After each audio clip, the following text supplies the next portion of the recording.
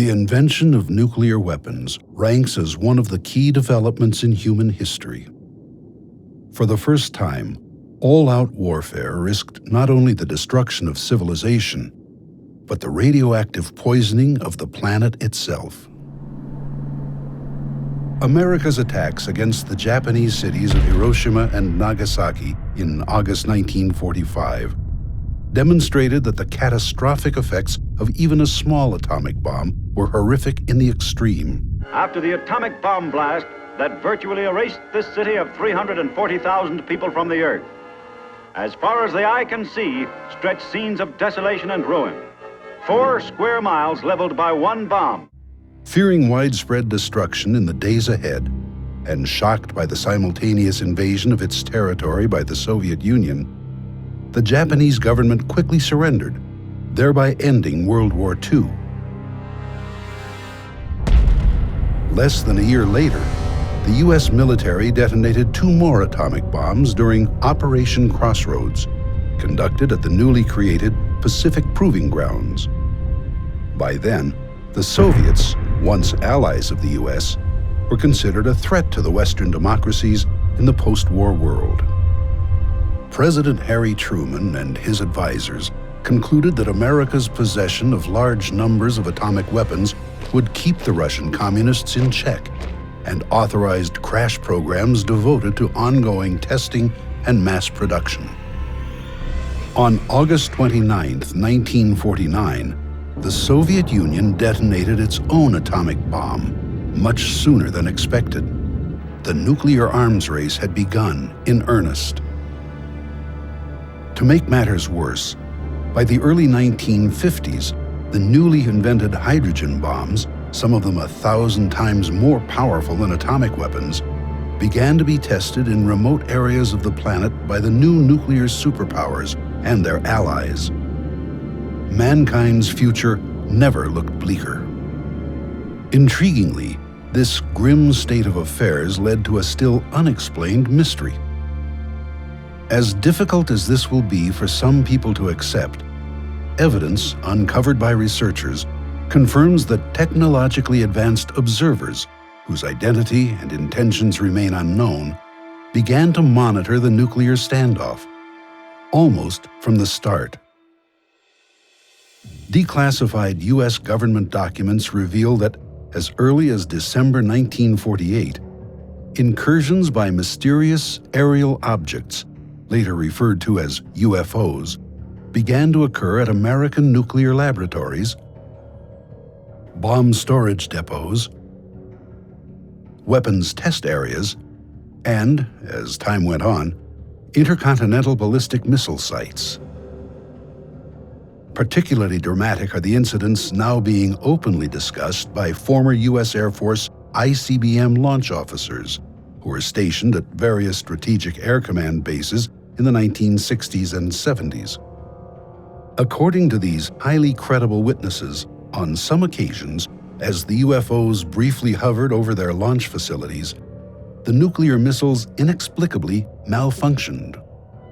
The officers had been on alert in their underground launch control capsules when they received telephone calls from their security guards at ground level, saying that they were observing one or more unidentified, disc-shaped craft maneuvering in the sky. Seconds later, as many as 10 ICBMs suddenly shut down, according to warning lights on the officers' missile readiness consoles, meaning that they could not have been launched if the President of the United States had, at that moment, ordered a nuclear attack on America's adversaries. These witnesses say that their superiors ordered them to keep quiet about the incidents, and in some cases required them to sign non-disclosure statements which stipulated severe legal penalties for anyone who violated secrecy. As a result of the harsh security measures imposed upon them, many of these Air Force veterans waited decades before discussing the nearly unbelievable and highly disturbing incidents they had observed. Nevertheless, a number of them have finally stepped forward to reveal the truth. On September 27, 2010, a leading UFO researcher, Robert Hastings, and a former Minuteman missile launch officer, Robert Salas, co-sponsored the UFOs and NUKEs press conference in Washington, D.C., in an effort to bring the facts to the public. The event was widely covered by the media, not only in the United States, but around the world. CNN streamed it live, and other major news organizations published stories about it later the same day. Good afternoon. My name is Robert Salas. In 1967, I was a first lieutenant stationed at Malmstrom Air Force Base, Montana. I was a missile launch officer. Sometime in the evening hours on March 24th, I received a call from one of my topside guards, the flight security controller, stating that they had been observing strange lights in the sky making odd maneuvers. He called back about 5 minutes later. This time he was screaming into the phone saying they're looking at a red glowing object hovering just above our front gate. Our missiles began going into what's called a no-go condition or unlaunchable. Essentially, they were disabled while this object was still hovering over our site. Back in 1967, I was officer in charge of the communications center at the 28th Air Division in Great Falls, Montana. In March of that particular year, I can clearly recall a message coming through my communications center which basically said that a UFO did in fact shut down several missile silos in Montana. Robert Hastings has devoted 40 years to seeking out and interviewing U.S. military veterans regarding their UFO experiences at missile sites and other nuclear weapons facilities. His book, UFOs and NUKEs, contains the testimony of more than 100 of those individuals. Declassified U.S. government documents and witness testimony from former or retired U.S. military personnel confirm beyond any doubt the reality of ongoing UFO incursions at nuclear weapons sites. I was the Minuteman III Combat Crew Commander at F.E. Warren Air Force Base, Wyoming. In 1976, my deputy Bill and I were on alert. We contacted our FSC, our flight security controller, and asked him, is there something wrong? And he said right above him was a big white object that was cigar-shaped, 80 to 100 feet above him, 40 to 50 feet long. I said, okay, keep me abreast of what's happening. So we were talking for a while, stayed there for, I don't know, a minute and a half, and it slowly and very silently moved along the access road. When we came up the next morning, the FSC was in his chair in a fetal position, and we talked to him and tried to calm him down. We couldn't calm him down, oddly enough. We were called in by the squadron commander again, and he took whatever notes my deputy made, tore them up. So this didn't happen, it's top secret, and made us sign something. Significantly, dramatic UFO incidents were also occurring at nuclear missile facilities in the former Soviet Union, including cases where the weapons suddenly malfunctioned. Documents obtained in Russia by Western journalists in the 1990s, as well as on-the-record statements by Soviet Army veterans, summarize the unsettling events in great detail. These revelations make clear that both American and Soviet nuclear missiles were subjected to ongoing surveillance and, from time to time, deliberate tampering by whoever was piloting the UFOs during the long, tense confrontation known as the Cold War. Had that anxious standoff between capitalism and communism suddenly become a hot nuclear war, hundreds of millions of people would have been killed outright, and a great many more, perhaps 1 to 2 billion worldwide, would have died over time, the result of radiation illness, exposure, and mass starvation. Indeed, a great many species and ecosystems on Earth would have been devastated by such a war. But what were the mysterious missile disruptions, as described by American and Soviet military veterans, meant to convey? Were they a demonstration of the unknown observer's ability to interfere with these weapons at will? If so, would they have openly intervened to try to prevent a nuclear exchange from occurring if hostilities seemed imminent? To state the obvious, the answers to these questions remain elusive, even now. But if all of this is true, what exactly is going on? Who or what is piloting the amazing aerial craft we call UFOs? And why do they seemingly have an intense interest in monitoring and sometimes disrupting our nuclear weapons systems? A brief review of the evidence may provide a few clues. U.S. government documents released through the Freedom of Information Act confirm that unidentified aerial objects, described as flying discs and flying saucers, began to be sighted around the Los Alamos Atomic Laboratory in New Mexico, the birthplace of nuclear weapons, as early as December 1948. 3 years earlier, on July 16, 1945, the lab had tested the first atomic bomb in the desert near Alamogordo, just weeks before the devastating attacks against Japan. Although shrouded in secrecy for decades, the declassified documents reveal that UFOs appeared with alarming frequency, not only at Los Alamos, but also at its sister laboratory, Sandia, in Albuquerque throughout the 1950s. Other declassified documents discuss ongoing UFO sightings at the Oak Ridge Nuclear Laboratory in Tennessee, the Hanford Plutonium Processing Plant in Washington State, and the Savannah River Complex, another plutonium manufacturing site in South Carolina. While the local and even national media occasionally published stories about these incidents, the vast majority of the American public had no idea that they were so frequent and widespread. Nevertheless, according to military intelligence officers, a worrisome pattern had begun to emerge. On July 1, 1952, Look magazine featured an article, Hunt for the Flying Saucer, about the Air Force's new UFO investigations group, Project Blue Book, and noted that its director, First Lieutenant Edward Ruppelt, had plotted 63 unexplained sightings on a map of the United States.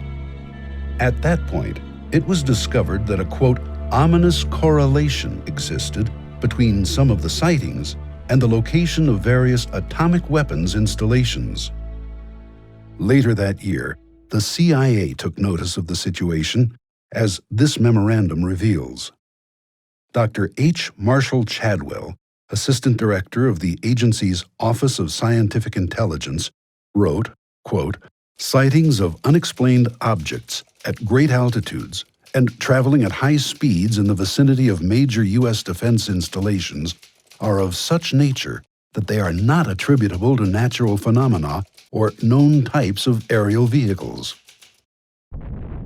UFOs also visited the newly created Nevada Proving Ground, located 60 miles northwest of Las Vegas, where new and improved atomic devices were being tested.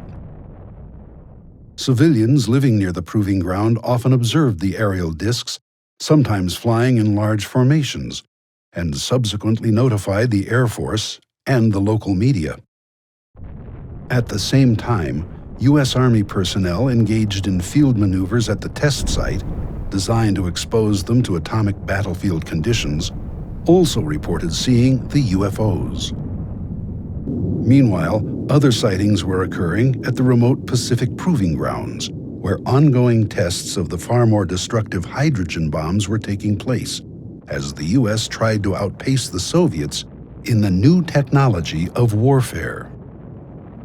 The chief purpose of the nuclear tests was to create a powerful but lightweight bomb that could be easily transported aboard an aircraft, the primary delivery system during that era. Had the United States been attacked by the Soviet Union, the U.S. Air Force planned to launch hundreds of strategic bombers against that country and its communist allies. Flying over the Arctic region, they would deliver their deadly payloads a few hours later. At the same time, Soviet bombers would be racing toward North America and Western Europe, carrying their own hydrogen bombs intent on massive retaliation. If this were not enough, the nuclear standoff entered a new and even more menacing phase in the early 1960s, with the first deployment of intercontinental ballistic missiles. Traveling at more than 15,000 miles per hour, these space-age weapons could deliver their massively destructive warheads to targets on the other side of the globe in less than half an hour.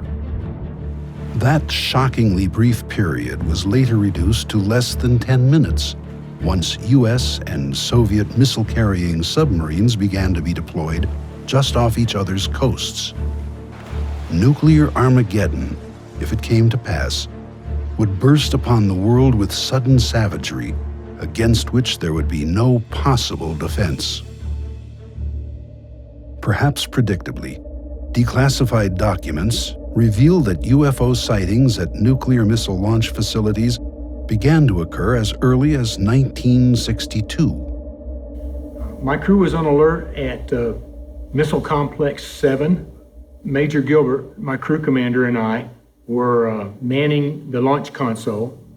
We got a call from the Site 6 crew commander saying that there's something hovering above his site. And he asked us to go topside and see what we could see.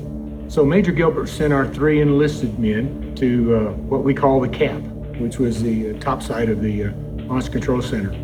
They reported to us that they saw a light above Site 6 that rapidly accelerated and stopped instantly above the area where Site 8 was located and went back and forth. It was instant go, instant stop. That object did things that no airplane, helicopter, or any other system that we had in existence could do. It had to be not of this earth. Air Force security personnel guarding these sensitive sites reported seeing unknown aerial objects, usually described as disc-shaped, maneuvering at low altitude and sometimes even hovering over launch silos and launch control facilities at every ICBM base in the United States. Often, the UFOs were tracked on radar, performing maneuvers vastly beyond the capability of any man-made aircraft. Experienced radar personnel were stunned as the objects flew thousands of miles per hour, made sharp-angled turns, and instantly stopped in midair. The mysterious intruders were frequently chased by Air Force interceptors, which had been scrambled to protect the missiles from possible sabotage. So far as is known, the UFOs always escaped unscathed, usually by vastly increasing their speed and leaving the fighters far behind. Baffled military officials had to deal with these unexplained and alarming incidents on an ongoing basis, while trying their best to keep the facts from leaking out to their fellow Americans, many of whom believed the UFO phenomenon to be a nonsensical subject, having no basis in reality. This skeptical attitude was actively fostered by the government's own policy of ridicule and denial, as implemented by members of Project Blue Book, who routinely dismissed credible, bona fide UFO sightings as the misidentifications of natural phenomena or man-made aircraft.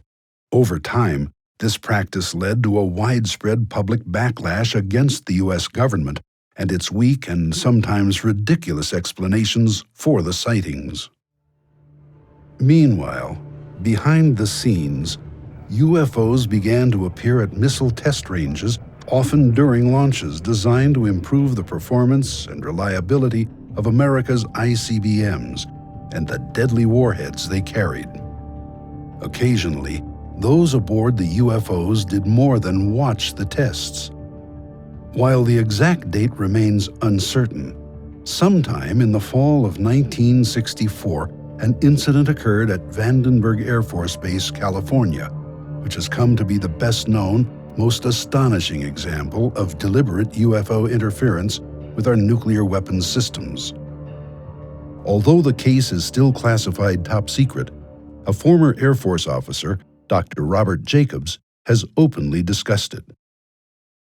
At the time, Lieutenant Jacobs, who was assigned to the 1369th Photographic Squadron and held the title Officer in Charge of Photo Instrumentation, was tasked with filming missile launches from a remote mountaintop site on California's Big Sur coastline, using a powerful telescopic camera.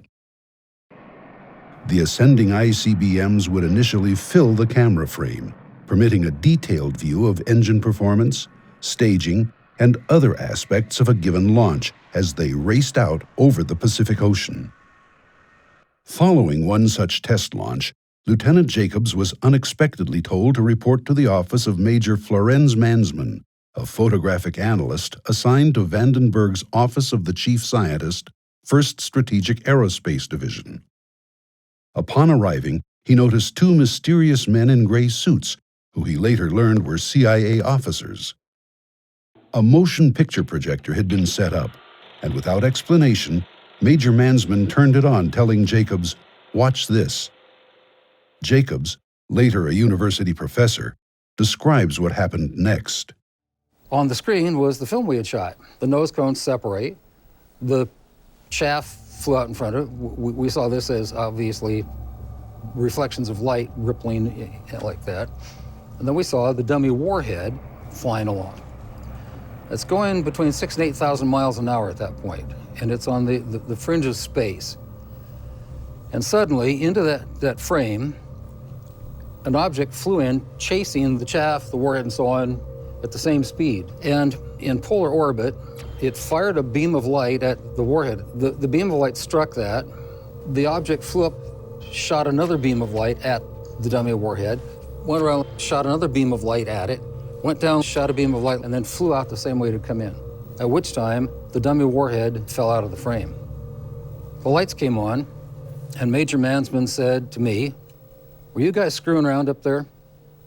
And I said, "No, sir." And he said, "What was that?" And I said, "It looks like we got a UFO." And he said, "Lieutenant Jacobs, you are never to speak of this again. It never happened." Decades later, Dr. Mansman, by then a researcher at Stanford University, informed Dr. Jacobs that after he had left the room, the two CIA officers quickly confiscated the film of the amazing incident, telling Mansman that it was classified top secret. Mansman also confirmed, in letters to various researchers, that before the film was whisked away, he had conducted an extensive frame-by-frame analysis of it using a magnifier, which revealed the UFO in great detail. He wrote, quote, "The shape was a classic disc. The center seemed to be a raised bubble. The entire lower saucer shape was glowing and seemed to be rotating slowly. At the point of beam release, the object turned like it was required to be in a position to fire from a platform. The assumption was, at that time, extraterrestrial." Responding to the retired major's revelations, Dr. Jacobs wrote, quote, "Those beams of light were a warning, a shot fired across the bow of our nuclear silliness ship." Then, on August 1st, 1965, a dramatic, large-scale UFO incursion took place at F.E. Warren Air Force Base in Wyoming, as this declassified report confirms. Dozens of sightings of disc-shaped craft cavorting at low altitude over Minuteman missile silos, known as launch facilities, were reported by the Air Force security personnel guarding them. Former launch officer Jay Earnshaw has discussed his involvement in one such incident that night. I was in command of Capsule Echo 1 at Warren Air Force Base. Got a call about 3:30 in the morning, somewhere that time, from the flight security controller above, who said that, "Sir, there's some strange objects out there." I says, "What do you mean?" And turns out that he had observed, along with the rest of his response team members, what looked like 5 to 6 oblong lights stacked on top of one another, just outside the gate at Echo 1. They didn't seem to cause any particular damage They didn't seem to put out any beams of light or anything else like that. They simply were there, stacked up. It was rather a benign incident at the time. The paperwork all disappeared. Over the next 2 years, similar UFO incursions also took place at Minot Air Force Base, North Dakota, and Ellsworth Air Force Base, South Dakota. Although those disturbing incidents were reported in official records at the time and occasionally leaked to the media, many of the details only emerged decades later in the testimony of former missile launch officers. I was on duty at Echo, which is our squadron command post. We had strike teams respond to alarms from the missiles. They were 3 to 5 miles away. And they jumped in their trucks and went roaring out there and called me back and said, "Sir, for lack of a better description, there's a flying saucer hovering over that missile, and there's a beam of reddish light going down to it." I assumed they were taking data with that beam. It wasn't destructive as far as I know. It had to be a data collection thing. I'm sure they scanned the warhead or something. Although the Air Force could not yet know it, the most dramatic nuclear weapons-related UFO incidents were about to occur. During the pre-departure crew briefing, it was mentioned that some missiles at November flight had gone off alert. We reached the launch control facility. We entered the gate after giving the appropriate password, and the above-ground personnel briefed us on what had happened. And essentially, we were told by site manager that an object had been sighted out the windows with flashing lights, and it was probably about 80 to 100 feet in diameter. It then went to our main gate where it hovered, and when we debriefed the underground launch crew, they indicated that all the missiles that they controlled had gone off alert at the time that object had been hovering next to the main gate. My crew commander, Major Tollerud, told me that he had received a call overnight, evidently while I was on rest break below ground, and saying that we as a crew were never to speak about this again. This was a very serious incident. I mean, something to take our nuclear-tipped missiles off alert. It was something that we had never been prepared for. The same year that these amazing events were unfolding in secrecy, Secretary of the Air Force Harold Brown appeared before a congressional hearing and dismissed the idea that information about UFOs was being kept from the American public.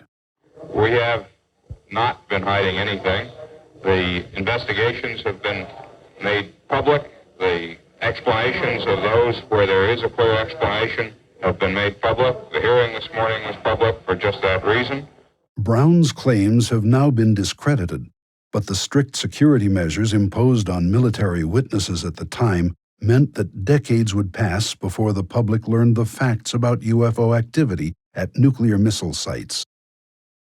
In any case, the next known incident, at Malmstrom Air Force Base, Montana in March 1967, left no doubt that those aboard the UFOs were intent on disrupting the functionality of American ICBMs in their underground silos. On March 16th, at Echo Flight, a missile security guard reported that a large round object had suddenly appeared in the sky and was hovering at low altitude, directly over one of the missile silos. Moments later, the entire group of 10 ICBMs mysteriously malfunctioned. This startling fact has been confirmed by one of the launch officers on alert that day, now retired Colonel Walter Fiegel, who spoke about the incident during a taped telephone conversation with Robert Hastings in 2008. Fiegel said that in response to the missile guard's UFO report, he had sent out 2 security alert teams, one of which confirmed the presence of the object. The strike team that went out, one of the 2, claimed that they saw something over the site. How did they describe that? He just said a large round object. Directly over the LF? Directly over the site. But Fiegel was not the only one to be told that a UFO was in the vicinity during the incident. Former Minuteman electromechanical technician Henry Barlow, who helped restart some of the stricken missiles, was informed that the mysterious aerial craft had actually caused the problem. Job Control called and said, we have a problem at Echo Flight, and 4 or 5 missiles, or 6 missiles just shut down simultaneously. And we want you to go to the nearest site, penetrate the site, and see what's going on. So on our way to the site, they had called and said that the other 4 missiles had shut down, so that all of them were now shut down. At that time, they said UFO activity in the area, and we had heard this on and off for many times when we were out at the missile sites, that Job Control would call and say, you know, we have reports of UFO activity in your area, keep your eyes open. And I think we covered 3 or 4 sites, and they were sending other teams out from the base. We had to go to Echo 1 to stay for the night there and get 8 hours of sleep before we headed back to the base. So when we got in there was hardly room to walk in there because there was so much brass, and we heard that there was a UFO spotted over Echo 2, which is the most northern site in the Echo flight. In 1997, missile engineer Robert Kaminsky, who headed the Boeing Company team tasked with investigating the missile shutdown incident at Echo Flight, wrote to researcher Jim Klotz, saying that no prosaic cause for the failures could be found. Importantly, the retired engineer also said he had been informed that a UFO was responsible for the missile malfunctions. But the excitement was not yet over. A second ICBM shutdown incident occurred 8 days later, on March 24, 1967, at Oscar Flight, according to former Minuteman missile launch officer Captain Robert Salas, who was on alert when it occurred. This was the event discussed by Salas at the September 2010 press conference in Washington, D.C. Salas's testimony has been confirmed by former Minuteman missile targeting officer Captain Robert Jameson, who helped retarget some of the Oscar Flight ICBMs. In March of 1967, I was on alert for dispatch. And that evening, I got a call from Job Control saying, a missile going down in Oscar Flight, go out and restart it. So I had called my team together, we went down to the hangar. I was told that a UFO caused all 10 missiles in Oscar Flight to go down. Although this ominous situation undoubtedly concerned those in the know at the Pentagon, the chief of Project Blue Book, Major Hector Quintanilla, nevertheless presented a brave face when he spoke with reporters in response to a public uproar over nationwide UFO sightings. After almost 20 years and after having investigated over 9,000 cases, the Air Force has determined that the UFO phenomenon does not present a threat to the national security of the United States. These same claims were made when the Air Force announced the closure of Blue Book in December 1969, at which time it again emphasized that no evidence existed to indicate that UFOs posed a threat to the country's security. While many Americans may have believed this to be true, in reality, the UFOs continued to monitor our nuclear weapons program, as this Reuters news agency article confirms. In August 1973, one of the mysterious craft, dubbed a ghost ship, was tracked on radar maneuvering near a dummy nuclear warhead in flight as it raced toward a splashdown in the Pacific Ocean near Kwajalein Atoll. This story cited information from unnamed scientists working for the U.S. Army's ballistic missile program. This intriguing report suggests that the earlier Big Sur incident, as revealed by former U.S. Air Force Lieutenant Robert Jacobs and retired Major Florenz Mansman, was not unique. Although this weapons test a decade later was apparently successful, it's clear that UFOs have maneuvered near our dummy nuclear warheads in flight on more than one occasion. In the years that followed, other UFO incidents continued to occur at various nukes-related locations throughout the U.S. According to declassified documents, 2 B-52 bomber bases, Loring Air Force Base, Maine, and Wurtsmith Air Force Base, Michigan, were targeted by unknown aerial craft in late October 1975. Although initial reports referred to unidentified helicopters, one witness at Loring, Sergeant Stephen Eichner, later wrote that he had observed, quote, an elongated football as long as 4 cars and reddish-orange in color, briefly hovering near the nuclear weapons storage area. The object then zoomed away.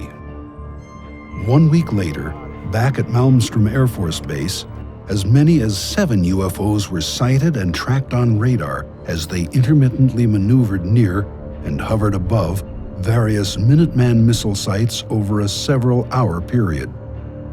According to numerous North American Aerospace Defense Command log entries released via the Freedom of Information Act, the UFOs were also unsuccessfully pursued by F-106 jet fighters before finally leaving the vicinity.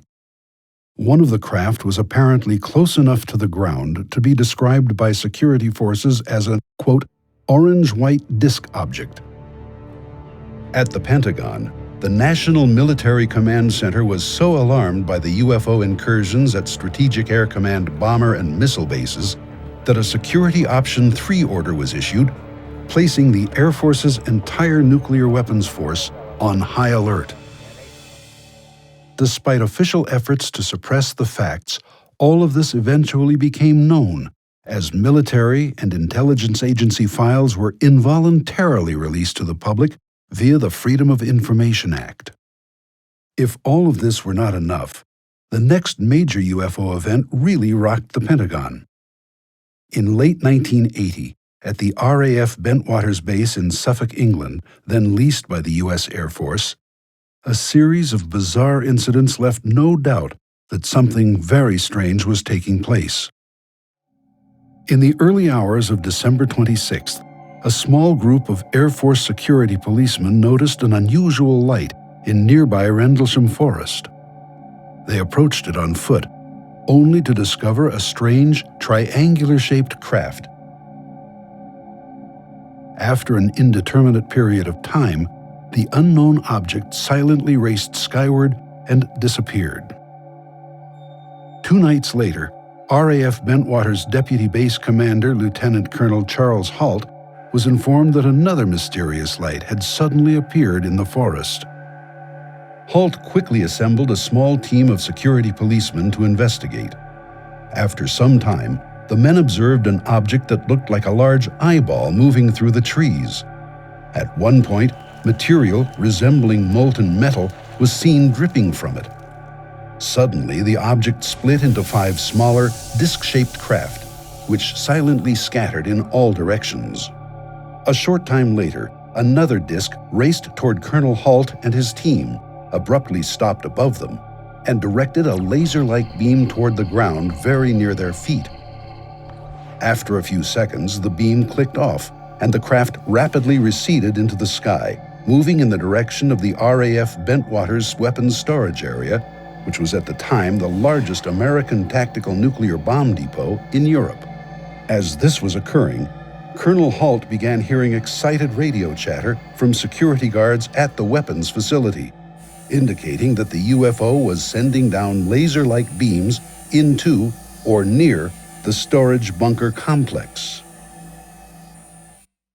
In 2007, Robert Hastings located and interviewed the 2 retired Air Force air traffic controllers who had been on duty at the Bentwaters Tower that week.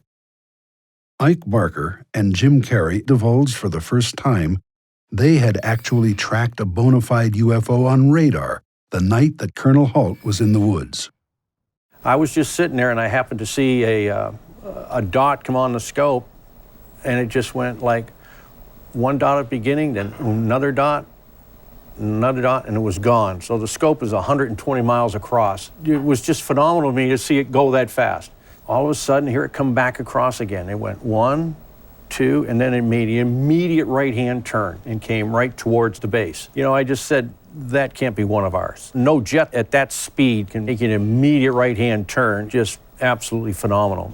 It's not like any radar target I've ever seen. When the sweep would hit the target, you would have the entire back of it would be like a solid line, traveling at an extremely high rate of speed. It passed over the control tower, and then it stopped.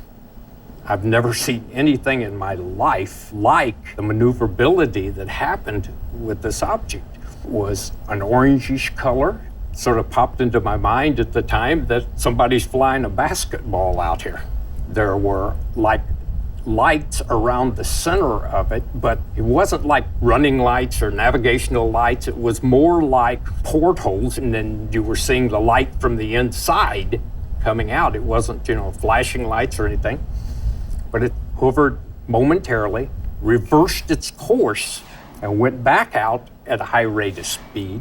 Moreover, given the dramatic incident at the weapons storage area, when one of those UFOs reportedly directed laser-like beams down into the facility, it becomes clear that this case had a nuclear weapons connection. Significantly, another nukes-related incident in the former Soviet Union is nearly identical to Bentwaters. Government documents obtained by Western journalists after the collapse of the Soviet regime confirm numerous cases of UFO activity in that country during the Cold War era, including one at the Kapustin Yar military complex. On the night of July 28, 1989, a disc-shaped object with a dome was observed by dozens of Soviet Army personnel as it briefly hovered over the base's nuclear missile warhead depot. According to one KGB report, as the stunned witnesses watched, the UFO directed laser-like beams onto the roof of a building in which those weapons were kept before silently racing away. Another incident in the Soviet Union 7 years earlier was even more shocking.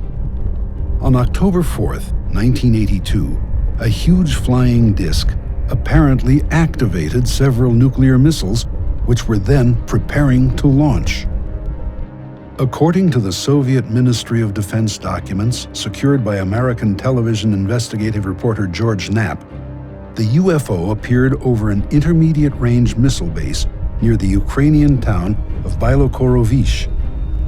At one point, down in the underground launch control capsule, several missiles suddenly went into countdown mode. Although no one had input the authorization codes, the missiles were preparing to launch. Then, after 15 terrifying seconds, the anomaly ceased and everything returned to normal operational status. This potentially disastrous incident was nearly identical to one reported to Robert Hastings by former U.S. Air Force launch officer David Schur, who said that a UFO had activated the launch sequence in several of his Minuteman missiles at Minot Air Force Base, North Dakota, one night in 1966. As this object passed over the missile site, we would start getting erratic indications on that missile. The bad thing was we also got a launch indicator. Does that mean that the launch sequence has been triggered?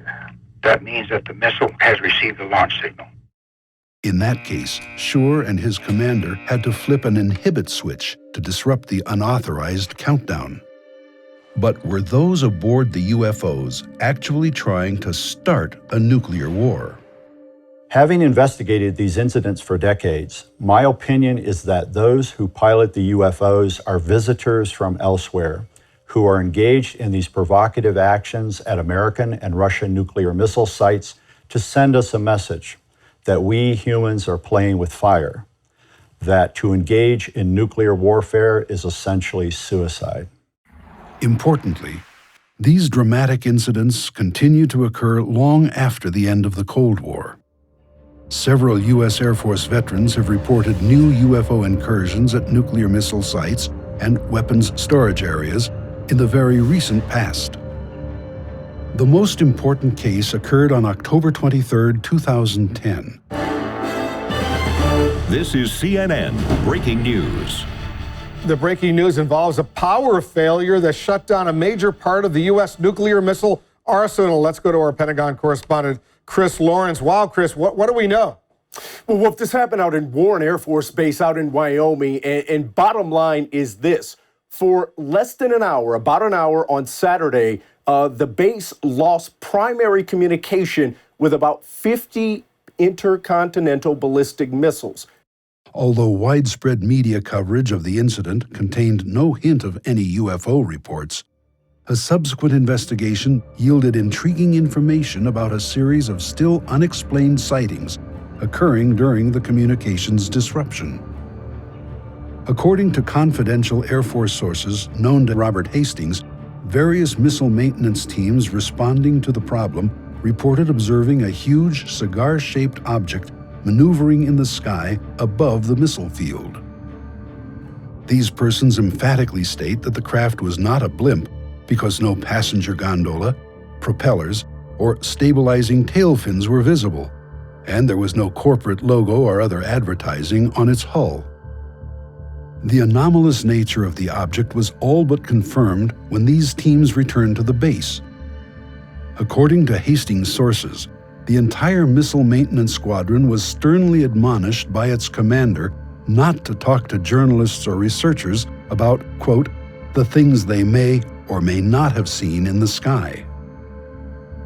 Despite these revelations, the Air Force officially maintains that the massive communications disruption was caused by an improperly replaced circuit card, following repairs on a weapons system processor. Nevertheless, key personnel who were in a position to know the facts have described multiple independent UFO reports during the incident, which were allegedly suppressed by command-level officers. This program has only scratched the surface. Declassified documents and eyewitness testimony suggest that incidents involving UFO activity at nuclear weapons sites now number in the hundreds. Robert Hastings has urged military veterans to contact him at his website regarding their knowledge of these events, so that a more complete picture of the situation can emerge. He believes that people everywhere have a right to know the facts. This is history. Hidden history, to be sure, but tremendously important. Scientists laugh at UFOs. The media generally ignore them. Billions of people worldwide think this subject is nonsense. And yet, what has been unfolding behind the scenes for more than half a century is nothing less than astounding.